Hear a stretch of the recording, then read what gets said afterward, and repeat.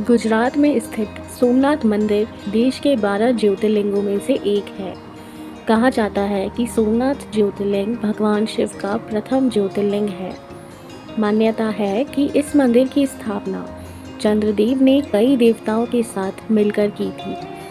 शास्त्रों के अनुसार इस मंदिर में भगवान शिव के दर्शन मात्र से ही सारे पाप नष्ट हो जाते हैं और मनोकामना पूरी होती है। सोमनाथ ज्योतिर्लिंग की कहानी। पुराणों में वर्णित कहानियों के अनुसार दक्ष प्रजापति ने अपनी 27 पुत्रियों का विवाह चंद्रदेव से करवाया था।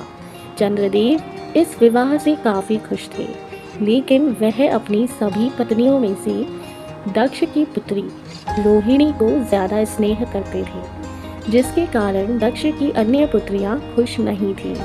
एक दिन राजा दक्ष की सभी बेटियां उनसे मिलने के लिए आई।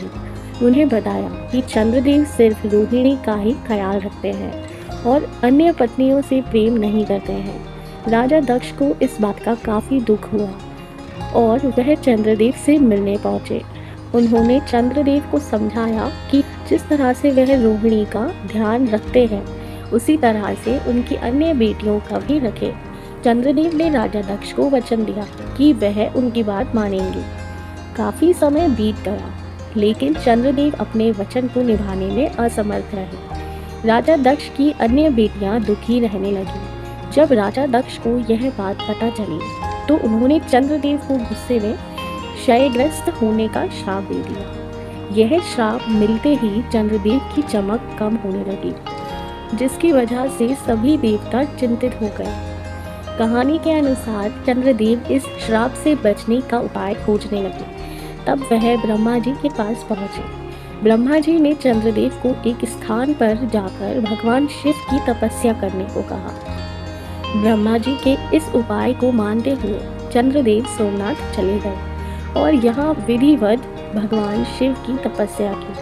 चंद्रदेव की कठोर तपस्या से प्रसन्न होकर भगवान शिव ने उन्हें दर्शन दिए और उनसे कहा कि चंद्रदेव, तुम्हारी कला हर दिन एक पक्ष में क्षीण होगी और दूसरे पक्ष में बढ़ेगी। इस तरह से प्रत्येक पूर्णिमा को पूर्ण चंद्रत्व प्राप्त होगा। चंद्रमा को मिले इस वरदान से उनका श्राप खत्म हो गया और उनकी चमक वापस आ गई। इसके बाद चंद्रदेव ने सोमनाथ में शिवलिंग की स्थापना की। तब से यह सोमनाथ मंदिर प्रसिद्ध हो गया। मंदिर से जुड़ा इतिहास।